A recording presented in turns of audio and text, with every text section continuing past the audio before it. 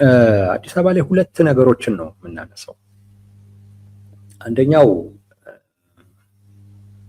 ሰሞኑን ወይዘሮ አዳነች አቤቤ በአንድ ንግግራቸው በጣም መነጋገሪያ ሆነው ነበረ። እኛም ፕሮግራም ሰርተንበታል። አንዳንድ ምላሾችን መሰረት ደግሞ አድርገው እንደዚሁ የአዲስ አበባ ከንቲባ ጽሕፈት ቤት ደግሞ በራሱ የፌስቡክ ገጽ ምላሽ ሰጥቷል። ያን ሀሳባቸውን በሚመለከት ለተባሉ ጉዳዮች ምላሽ ሰጥተዋል። በተወሰነ ደረጃ እናየዋለን እሱ። ከዛ ውጪ ከሽብር ጋር ያያያዝነውን ጉዳይም እንነግራችኋለን።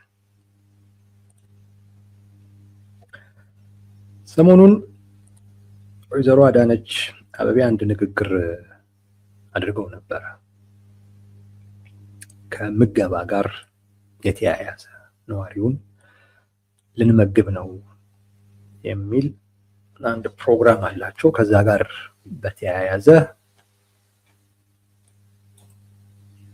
ንግግር አድርገው ነበር።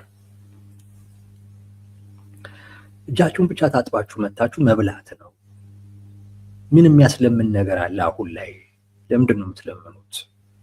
የሚል ንግግር ነው ያደረጉት እና እኛ በተወሰነ ደረጃ አይተነው ነበረ እሱን ጉዳይ። አንደኛ ሰራን ያሉት ነገር ውሸት ነው የሚል ፕሮግራም ነው የሰራ ነው። ውሸት ነው፣ ምንም ምገባ ምናምን ነገር የለም፣ ውሸታቸውን ነው የሚል ነው የሰራ ነው። ሁለተኛው ንግግሩን የሚመለከት ነው። ንግግሩ ደግሞ ስድብ ነው እና ያሉበትንም ጫና የሚያሳይ ነው የሚል ነው። ምክንያቱም ምን የሚያስለምን ነገር አለ ማለት ለእኛ ስድብ ነው። ምክንያቱም አንድ የሚያስለምን ነገር አለ። ሁለተኛ ከሌለ ምን ያስለምናል ታዲያ? ለምን ምንም የሚያስለምን ነገር በሌለበት አይነት ሁኔታ ከለመነ ያ ማህበረሰብ ልመና ልምዱ ነው ያሉ ነው። መለመን ልምዳችሁ ሆኖ እንጂ ምንም የሚያስለምን ነገር አለ ያሉ ነው።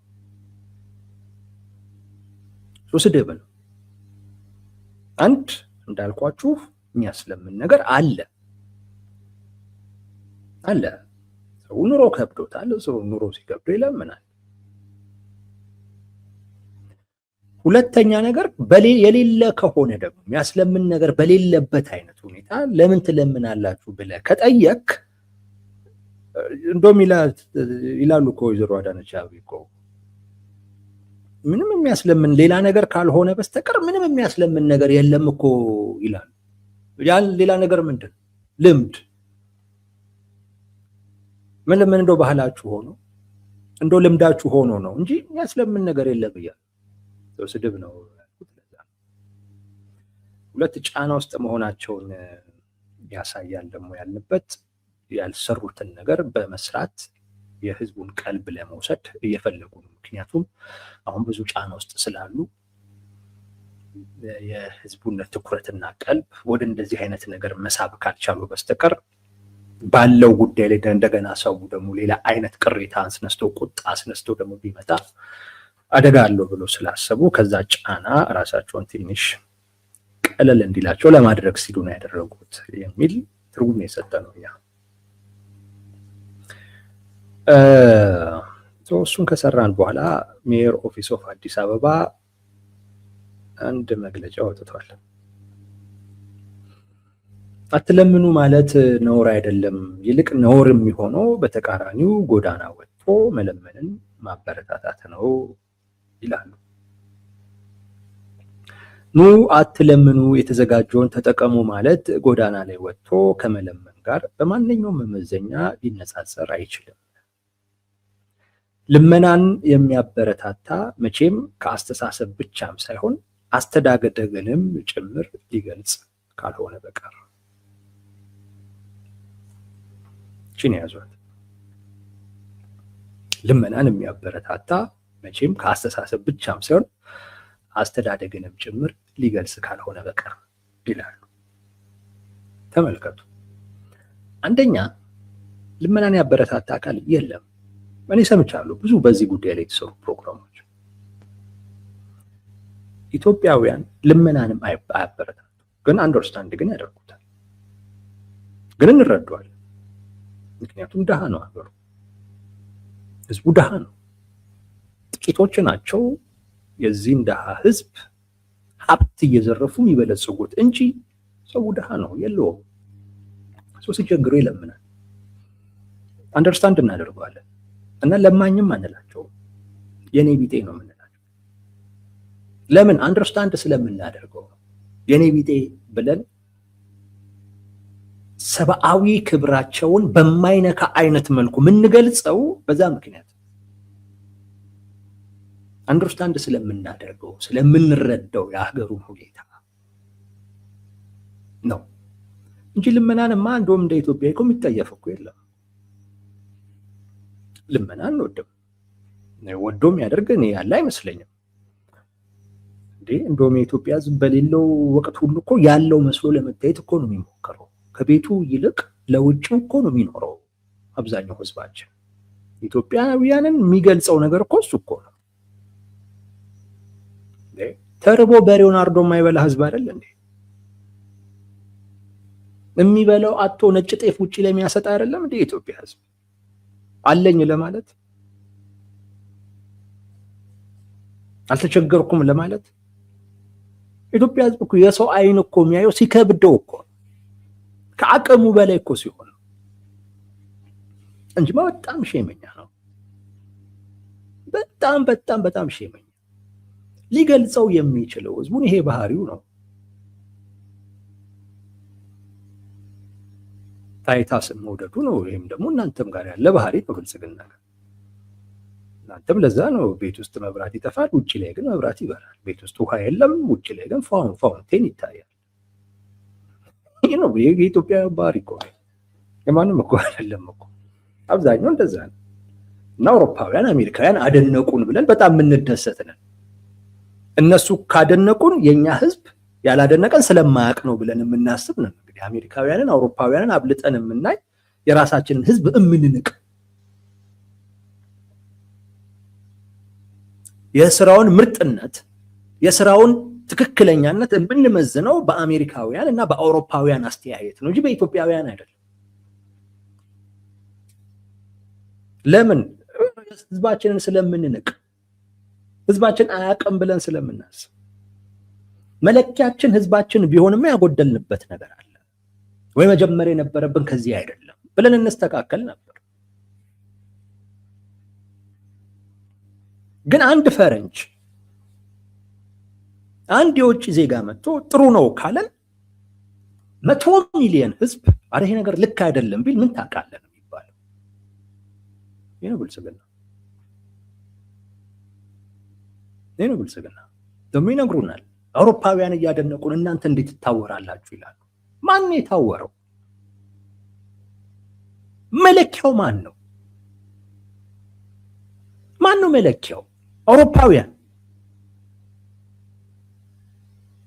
አያችሁ፣ አውሮፓውያን መለኪያ ናቸው። እነሱ ጥሩ ነው ካሉ በቃ ጥሩ ነው። እኛ አለማለታችን ስህተት ነው። እነሱ ያሉትን ማለት አለብን። ይሄ እንደዚህ አይነት ከዚህ አይነት ሜንታሊቲ መውጣት ያስፈልጋል። ቅድሚያ ነገር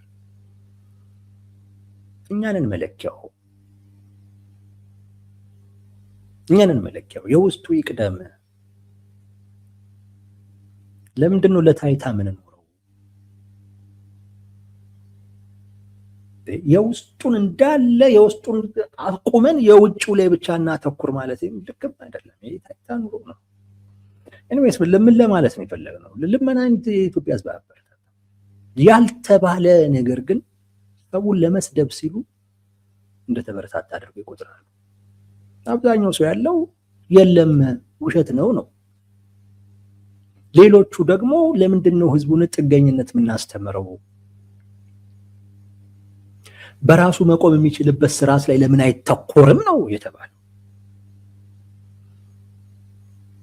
ባይዘዌ ይሄም ስራ ራሱ ምገባ የስራ እድል ይፈጥራል።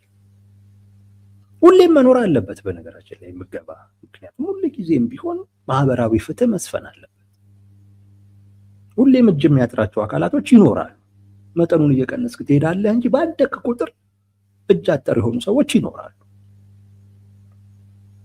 ሰው ለነሱ አቅም መሆን ሁሌ ጊዜም እንደውም ባደክ ቁጥር ሁሉ መኖር መሆን ያለበት ጉዳይ ነው። ግን ልመናን ያበረታታ ግን የለም።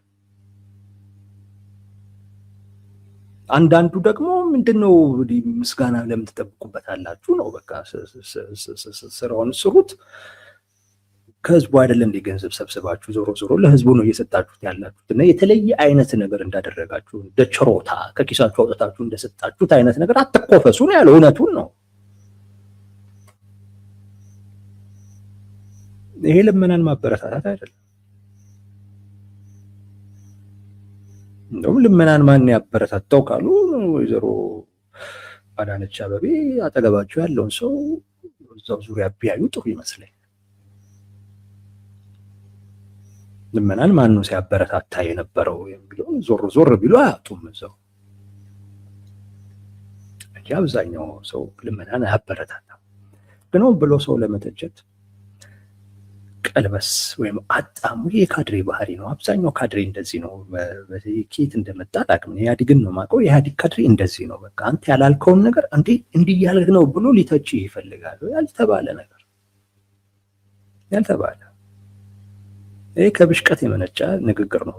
ባይዘው ምስጋና ስለሚጠብቁ መወደድን ስለሚጠብቁ ከዚህ ያንን አይነት ሪአክሽን ያንን አይነት ሪስፖንስ ስላላገኙ ሲበሽቁ ነው ይሄንን የሚሉት እና ያው ከአስተዳደግ ጋር ጭምር ያያይዙታል። ልክ እኮ ነኝ ሰውን እኮ ልምድ ሆኖበት ነው የሚለምነው ብለው ነው ውስጥ ላይ የሚያወሩት። በደንብ እኮ ስለምናቅ እኮ ነው የሚያወሩት። ወይዘሮ አዳነች አቤቤ እኮ ያንን ያለችው ምላችሁ እኮ ለዛ ነው። ከአስተዳደግ ነው። ማህበረሰቡ ልመናን የሚያበረታታ አስተዳደግ አለው። እንደዛ ነው። ይሄን ስለሚያስቡት ነው የኢትዮጵያ ሕዝብ ወጥተው የሚለምኑት መለመን ልምድ ሆኖባቸው ነው ብለው ነው የሚያስቡት።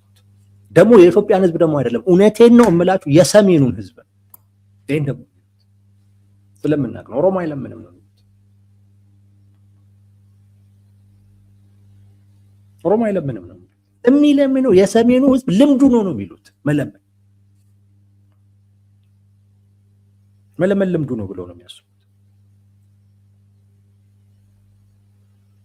አስተዳደጉ ምኑም እንደዛ ነው ብለው ነው የሚያስቡት። የሆኑ ነገሮች ሊጠቅሱላችሁ ይችላሉ። አላውቅም ከሃይማኖትም ጋር ከምንም ጋር ይዘው ሊጠቅሱላችሁ ይችላሉ። ግን ይሄ በአብዛኛው ኦህዴድ ውስጥ ብቻ አይደለም፣ በአብዛኛው የኦሮሞ ሊግ ውስጥ ያለ አስተሳሰብ፣ አብዛኛው የሰሜኑን ባህሉ ልመናን የሚያበረታታ ባህል አለው ብሎ ነው የሚያስቡት። የመለመን ልምምድ አለው ብለው ነው የሚያስቡት። ለዛ ነው ወይዘሮ አዳነች አቤቤ የሚያስለምን ነገር ምን እንዳለ አላውቅም እንደው ሌላ ካልሆነ በስተቀር ብላ ወይም ብለው የተናገሩት በዛ ሌላ ካልሆነ በስተቀር ምንድነው ሌላው የሚያስለምን ነገር በሌለበት አይነት ሁኔታ ሰው እንዲለምን የሚያደርገው ሌላው ነገር ምንድን ነው? በደንብ ብትጠይቁ ይመልሱታል። ባህላችሁ ነው ይሏል፣ ልምዳችሁ ነው የሚሏል። ለዛ አይደል እንዴ የምታደርጉት ይላሉ። እሱን መናገር ስለማልፈልግ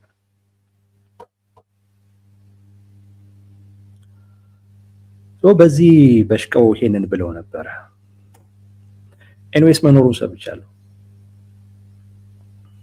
ጥሩ ነው ካለ ነገር ግን በስርዓት መመራት ግን አለበት።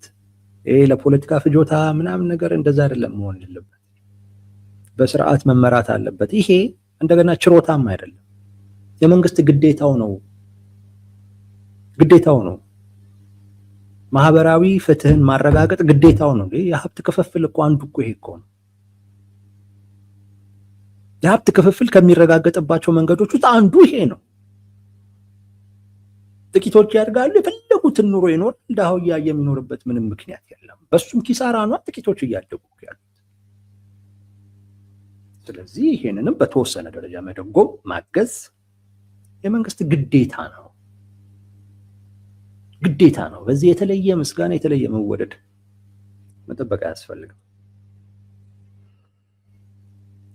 ዛሬ የአዲስ አበባ ከተማ አስተዳደር የሰላምና ጸጥታ ቢሮ ወደ 12800 የሚደርሱ የሰላም ሰራዊት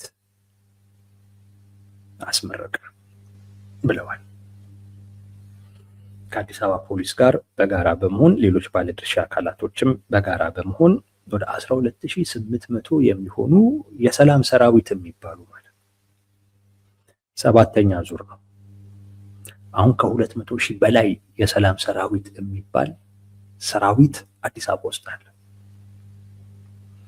ያደራጁበት ዋነኛው ምክንያት አዲስ አበባ ላይ ችግር ሊፈጠር ይችላል በሚል ስጋት ከኑሮ ጋር በተያያዘ እንደዚሁም ታጣቂ አካላቶች የሚፈጥሩት አንዳንድ እንቅስቃሴ ጋር በተያያዘ አዲስ አበባ ላይ ሊፈጠር የሚችል ችግር ስላለ በሚል ያቋቋሙት። ደግሞ ያምናሉ እዚህ ጋር መጥተው ከኑሮ ጋር በተያያዘ ይላሉ። ይሄ ማለት ኑሮ ሰው ወደ ቁጣ እየገፋው እንደሆነ ያውቃሉ። በሌላ በኩል ደግሞ ይመጡና የሚያስለምን ሌላ ምን አለ ደግሞ ይላሉ። ራሳችሁ ብትግባቡ ጥሩ ነው። ወደ 200,000 የሚደርስ የሰላም ሰራዊት አለ አዲስ አበባ ላይ። ይሄ የሰላም ሰራዊት ፖሊስ አይደለም፣ የፌዴራል ፖሊስ አይደለም፣ መከላከያም አይደለም። ሌላ ራሱን የቻለ አደረጃጀት ነው። ከማህበረሰቡ ውስጥም ከየት እንደሚያመጡ አይታወቅም። ብቻ ያመጣሉ፣ የሰላም ሰራዊት እያሉ ያስመርቁታል፣ ያሰለጥኑታል። እና ሰላም ለማስከበር ነው የሚባል። ኦሮሚያ ላይ ጋቸና ሲርባ ነው ምናምን እንደዚህ የሚባል እንዳለው አይነት ጋቸና ሲርባ ነው እንደዚህ የሆነ አይነት ነገር አለ። ይሄ በጣም ልብ ማለት ያለባችሁ ሰላምን የሚያስጠብቀው ፖሊስ ነው። ሰላምን የሚያስጠብቀውን አዲስ አበባ ላይ ፖሊስ አለ፣ የአዲስ አበባ ፖሊስ አለ። ከዛ ሲያልፍ የፌዴራል ፖሊስ አለ። ከዛ ሲያልፍ መከላከያ አለ። ሌላ ምን ያስፈልጋል? ምን ያስፈልጋል? ሌላ የፖሊስ ኃይል ህገ መንግስቱ የማያውቀው አካል፣ ህግ የማያውቀው አካል ምን ያደርጋል? ምን ያደርጋል ማለት ከፖሊስ አቅም በላይ የሆነ ነገር አለ ማለት ነው። ከፌዴራል ፖሊስ አቅም በላይ የሆነ ነገር አለ ማለት ነው። ከመከላከያ አቅም በላይ የሆነ ስጋት አለ ማለት ነው።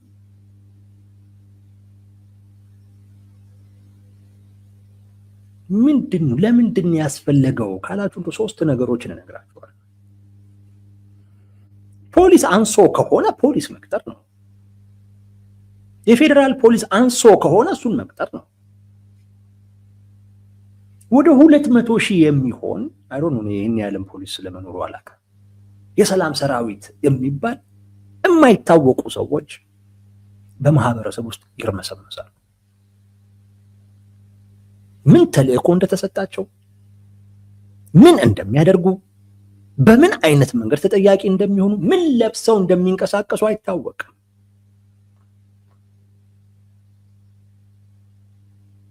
አይታወቅም።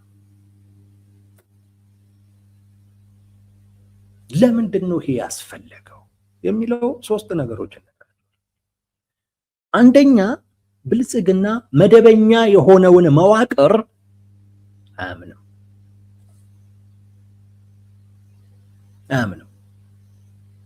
መደበኛ የሆነውን መዋቅር አያምንም። አንዱ ከዛ ጋር የሚመነጭ እዛ ውስጥ የፈለገውን አካል ይሰግስግ፣ ነገር ግን አያምንም። በጭራሽ መደበኛ የሆነውን መዋቅር አያምንም። አብዛኛው ስራ የብልጽግና ካያችሁት ኢመደበኛ በሆነ አይነት መንገድ እንቅስቃሴው በሙሉ ትክክለኛውን የመንግስትን አቅጣጫ የሚከተል አይደለም፣ አሰራር የሚከተል አይደለም። ኢንፎርማል የሆነ ነገሮችን ነው የሚጠቀም። ለምን ካላችሁ የመንግስት መዋቅርን አያምነው። ለምን ካላችሁ እዛ ውስጥ 60 በምናምን ወይም 70 ምናምን በመቶ የሚሆነው ሌላ አካል። ለምን ካላችሁ መረጃ ያወጣል ያ አካል። ስራውን ሊያሰናክል ይችላል ያ አካል። ስለዚህ አምነው መዋቅሩን ስለማያምን ነው። ይሄ የትኛውም ቦታ ላይ ብትሄዱ ያለ በመደበኛ በሆነ መዋቅር ስራዎችን አይሰራም። አንድ ስለማያምን ነው። ሁለተኛ ሴረኛ ስለሆነ ላለመጠየቅ። አሁን እንደው በዚህ ጉዳይ ስለሆነ የምናወራው እንጂ አንዳንዴ ከተጠያቂነት ለማምለጥም ስትል ነው ኢንፎርማል የሆነ መንገድን የምትከተለው። ሴራ ሲኖር ነው፣ ድብቅ የሆነ ዓላማ ሲኖር ነው ኢንፎርማል የሆነ መንገድ የምትከተለው እንጂ 200,000 ሰው ሰራዊት ከምታሰለጥን ለዚህ ሁሉ ወጪ ከምታወጣ ፖሊስን ማጠናከር በቂ አይደል እንዴ? ተቋም ፖሊስ እኮ ይዘልቃል። ይሄ እኮ አይዘልቅም። ብልጽግና ሳይኖር ሲቀር ይሄ 200,000 ሰራዊት ተቋም አይደለም እኮ፣ የለም፣ ይበተናል። ሊዘልቅ የሚችል ከትውልድ ትውልድ ሊሸጋገር የሚችል ተቋም መገንባት ላይ ቢውል አይሻልም ወይ ነው? ያውቁታል እንደሚሻል፣ ግን ለምን አይጠቅሙትም? ለሴራ አንድ አይጠቅምም። ሁለት ከህዝቡ የሚደብቀው የራሱ የሆነ ሌላ ነገር ስላለው ያን መዋቅር አያምነው። ትክክለኛውን የመንግስት መዋቅር በህግ ነው የሚሰራው። መረጃም ሊወጣበት ይችላል። ስለዚህ አያምነውም። ለዛ ነው ፖሊስ አዲስ አበባ ላይ አይታመንም። ኖት ኦንሊ አዲስ አበባ ላይ፣ ጋምቤላ ላይ እኮ ፖሊስ አይታመንም። አማራ ክልል ላይ መች ይታመን? ኦሮሚያ ላይ እኮ አይታመን። የትም ሂዱ እዩ፣ የብልጽግና ስራ በሙሉ ኢንፎርማል ነው። ኢትዮጵያ ውስጥ ለሰላም እጦት፣ ለመረጋጋት እጦት ችግሩ አንዱ ይሄ የመንግስት አሰራር። መደበኛውን ሰላምን ጸጥታን ከማስፈን አኳያ ተልእኮ ያለውን አካል ከመደገፍ፣ እሱን ከማጠናከር፣ እሱን ከማጥራት ይልቅ ኢመደበኛ የሆኑ ነገሮችን ይከተላል። ይበልጥ ደግሞ ትኩረት የሚሰጠው ኢመደበኛ ለሆነው አካሄዱ እና አደረጃጀት።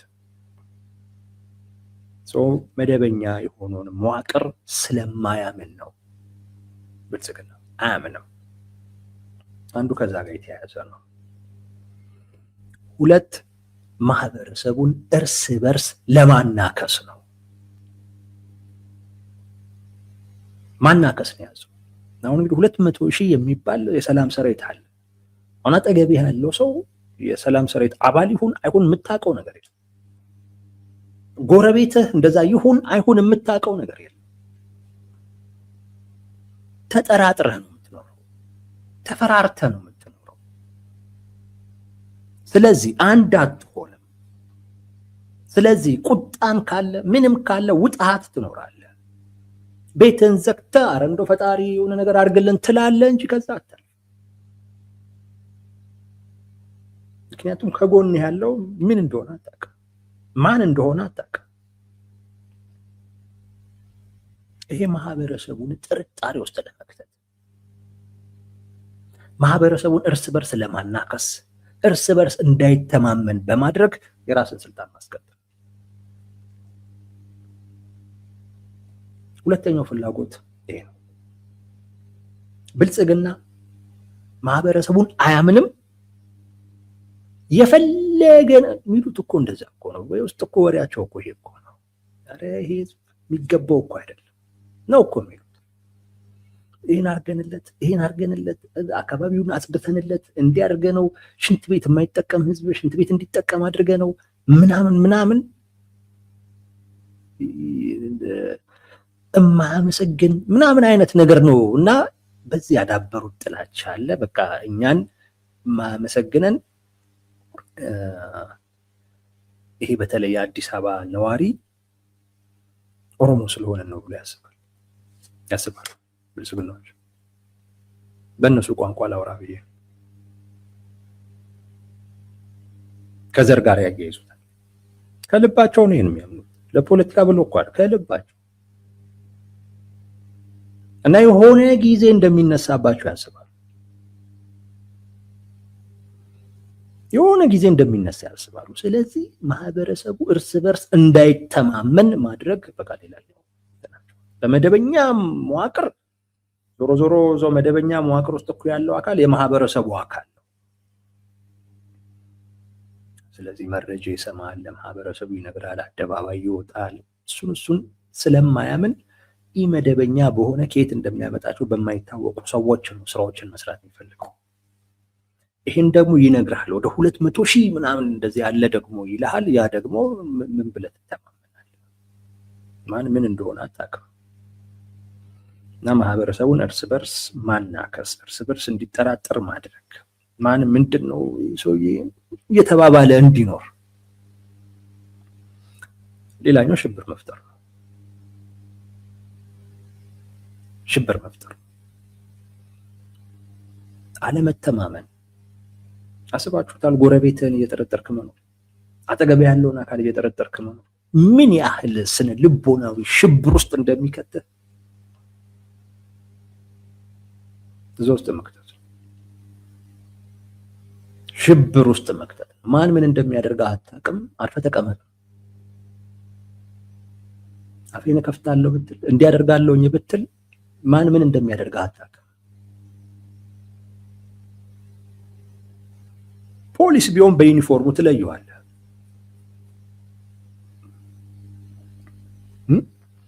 የደህንነት የክትትል አካል ነው ቢባል በዚህ ቁጥር አይኖርም። የተወሰኑ ሰዎች ናቸው። ፌዴራል ፖሊስ፣ መከላከያ በዩኒፎርሙ ትለየዋለህ። ይሄን ግን አትለየው፣ የምትለየው ነገር የለም። ስለዚህ አጠገብነን እያሉ አጠገብነን እና ደግሞ በዛም አካል የሆነ ነገር እኮ አድርገው እኮ ያ አካል ላይጠየቅም ይችላል። በምን ህግ ተጠይቋል? ኢመደበኛ የሆነ ኃይል ነው እና ሽብር መፍጠር ነው። አሁን እቺን እየፈሩ ስለሆነ ይህም ፋኖም ወደ አዲስ አበባ ቢመጣ የራሱ የሚቀበለው የሚደብቀው አያጣም ብለው ያስባሉ። እንደገና ሰው ኑሮም መሮታል ብለው ያስባሉ። ሰው በዚህ ምክንያት ህዝቡን ካላሸበር ነው፣ ፍርሃት ውስጥ ካልከተት ነው በስተቀር ሊነሳ ይችላል፣ ሌላ ጫና ሊፈጥርብን ይችላል፣ ሌላ አደጋ ሊሆንብን ይችላል በሚል ከወዲሁ ስጋት እንዲሰማው ማድረግ፣ ሽብር ውስጥ በስነ ልቦና ደረጃ ማለት ነው እንዲገባ የማድረግ ፍላጎት ነው እንጂ ሌላ ምንም ጥቅም የለም። ምንም ነው። እንደዚህ አይነት ሰሬት የምታስመርቀው ምን ያደርግ? እንዳልኩት ነው፣ ፖሊስን ማጠናከር። የህዝብ ጉዳይ ከሆነ የሚያሳስብ የህዝቡ ጉዳይ ከሆነ ፖሊስን ማጠናከር። ይሄ የለብ አይነት ስልጣን እሱን ሰላምና ጸጥታን ሲያስከብር ማለት ነው። ሰላምና ጸጥታን ሲያስከብር እነዚህ ናቸው ዋነኛው ዓላማው። መዋቅሩን ስለማያምኑ፣ ሴረኛ ስለሆኑ፣ ህዝቡን እርስ በርስ ለማባላት እና በስነ ልቦና ደረጃ ሽብር ውስጥ እንዲገባ ማድረግ ስለሚፈልጉ ነው ከመደበኛው መዋቅር ውጪ ሌላ ኢመደበኛ የሆነ ኃይልን ለእንደዚህ አይነት ዓላማና ተልዕኮ የሚጠቀሙት ለማለት ነው ወዳጆች። ይኸው ነው።